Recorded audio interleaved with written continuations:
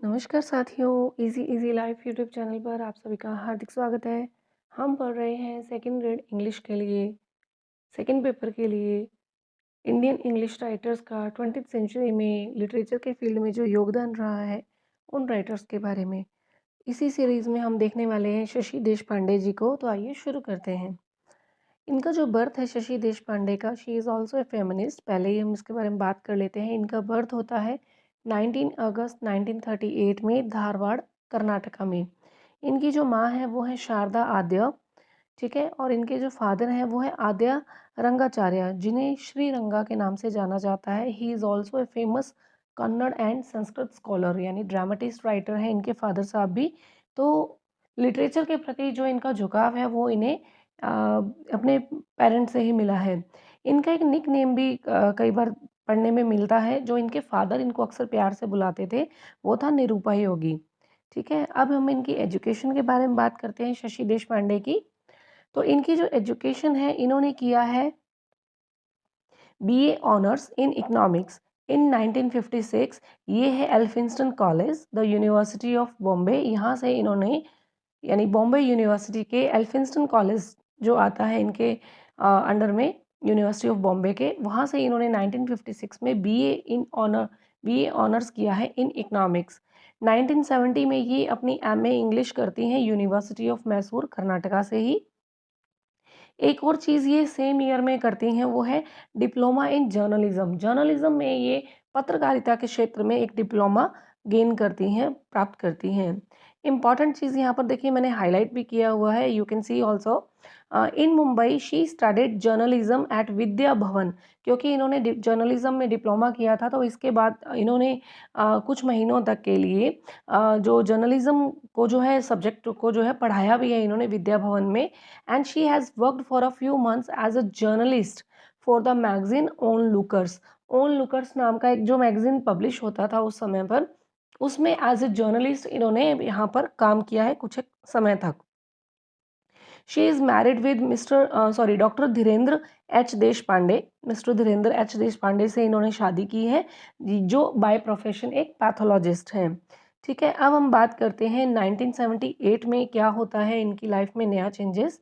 इस टाइम पे इन्होंने पब्लिश करवाया अपने first collection of short stories, यानी कि इनका जो पहला नॉवल है वो 1980 में अपीयर होता है, लेकिन 1978 में इनका first collection of short stories किस नेम से प्रिंट होता है? The legacy and the other stories. इस नाम से इनका फर्स्ट शॉर्ट स्टोरी कलेक्शन जो है वो अपीयर होता है मार्केट में 1978 में। और 1980 में ये इंपॉर्टेंट चीज़ है हमारे लिए, पब्लिश्ड हर first novel the dark holds no terror, ठीक है। The dark hold no terror, ये इनका जो फर्स्ट नॉवल है ये पब्लिश होता है। अब हम बात करते हैं आगे इनके कुछ और वर्क्स हैं उनके बारे में। 1982 में इनका नॉवल आता है इफ़ आई डाई टुडे। 1983 में इनका नॉवल आता है come up and B dead. 1983 में आता है रूट्स एंड शैडो। ये इंपॉर्टेंट है हमारे लिए। 1989 दैट लॉन्ग साइलेंस। इस टाइम पे क्या होता है इसके बारे में हम आगे बात करने वाले हैं। ये इंपॉर्टेंट है, आप इसे हाईलाइटेड ही माने, ठीक है। 1990 में इन्होंने एक स्क्रीन प्ले भी लिखा था दृष्टि नाम से, और एक इन्होंने मेमोर भी लिखा है। मेमोर यानी वृतांत है, यात्रा संस्मरण भी आप कह सकते हैं, या स्मृति जिसे कह सकते हैं। लिसन टू मी टाइटल इसको ये दिया गया है इनके द्वारा। अब हम बात करते हैं 1993 की। 1993 में इनका एक और नॉवल आता है the intrusion and other stories, और इसके साथ आता है 1996 में, ये स्टोरीज कलेक्शन है, नॉवल नहीं है, इंट्रूजन एंड अदर स्टोरीज। 1996 में आता है a matter of time. Year 2000 में इनके आता है नॉवल स्मॉल रेमेडीज। 2002 में आता है द बाइंडिंग वाइन। 2004 में आता है मूविंग ऑन। और इसी तरह से आता है 2008 में in the country of deceit, इस नाम से इनका एक और नॉवल आता है। 2013 में आता है शैडो प्ले, और 2015 में आता है स्ट्रेंजर टू आवरसेल्व्स, ठीक है। ये इनके कुछ नॉवेल्स हैं जो पब्लिश हुए हैं कंटिन्यू। इनके साथ साथ इन्होंने एक चीज़ और लिखी है, और वो क्या है, एन ऐसे कलेक्शन इन्होंने लिखा है, writing from the margin and other essays, ये इस ऐसे कलेक्शन का टाइटल है। इसके अलावा शशि देशपांडे ने 4 बच्चों की किताबें भी लिखी हैं, चिल्ड्रंस बुक्स लिखी हैं, जिसका पहली बुक है द समर एडवेंचर, सेकंड है द हिडन ट्रेजर, थर्ड है द ओनली विटनेस, ठीक है, द ओनली विटनेस, और फोर्थ है द नारायणपुर इंसिडेंट्स। आप इसे बड़े आसानी से याद कर सकते हैं, बच्चों की जो कहानियाँ इन्होंने लिखी हैं, यानी कि समर, जैसे समर एडवेंचर, यानी जैसे समर कैंप लगते हैं तो वहाँ पर उनको कहानी सुना दी गई है हिडन ट्रेजर की, ठीक है। अब जब हिडन ट्रेजर को कोई फाइंड आउट करने जा रहा है तो वहाँ पर एक ही व्यक्ति था जिसने उस सारी चीज़ों को विटनेस किया, और फिर उसने आके नारायणपुर गाँव में सबको वो इंसिडेंट्स को बताया। तो ये बड़ा ईजी वे है इनकी, इन चिल्ड्रन बुक को, क्योंकि इसी सीरीज में वो लिखी गई हैं, ठीक है, याद कर लें, आसान है इसको।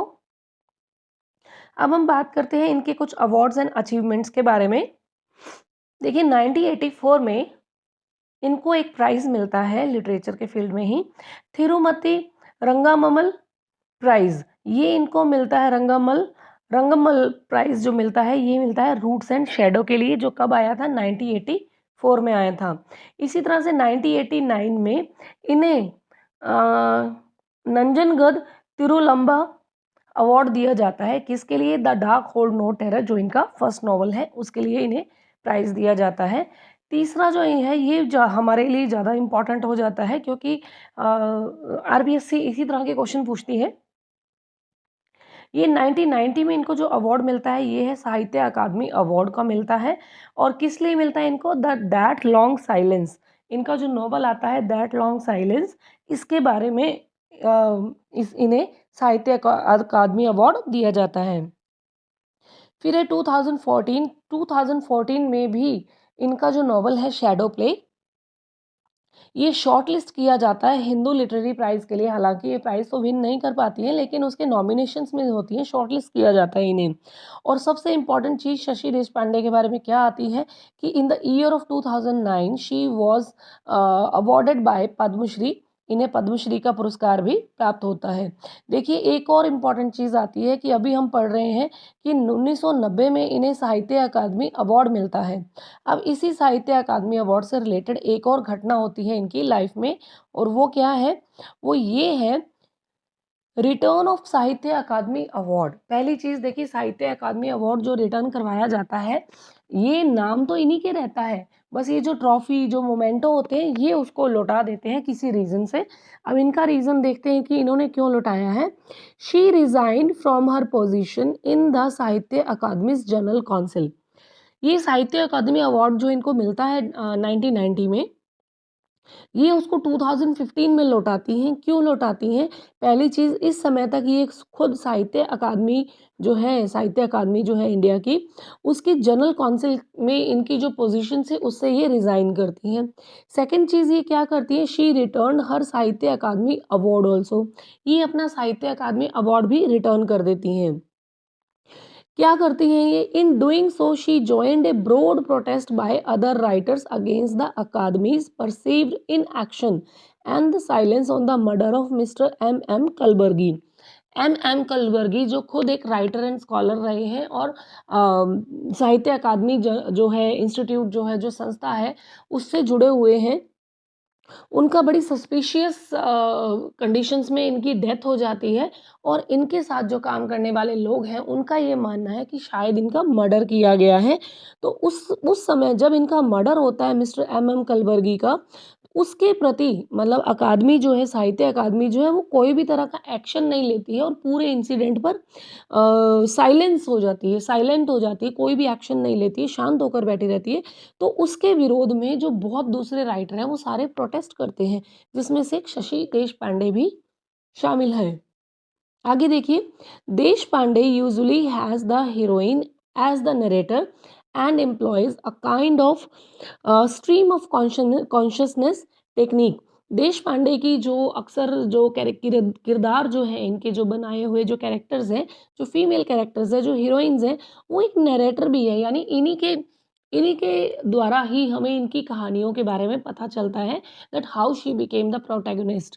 कि यहाँ पर कोई एक फीमेल कैरेक्टर किसी भी नॉवल का आप इनके उठा के देख लीजिए, अगर आप उनको पढ़ेंगे तो आपको खुद पता लगेगा कि वो अपनी कहानी खुद बता रहे हैं कि उनके साथ क्या-क्या हुआ है और इस तरह से वो एक स्ट्रीम ऑफ कॉन्शसनेस जो टेक्नीक है इनकी शशि देशपांडे की जिस जो महारत हासिल है, उसको वो यहाँ पर बताने की कोशिश करती हैं।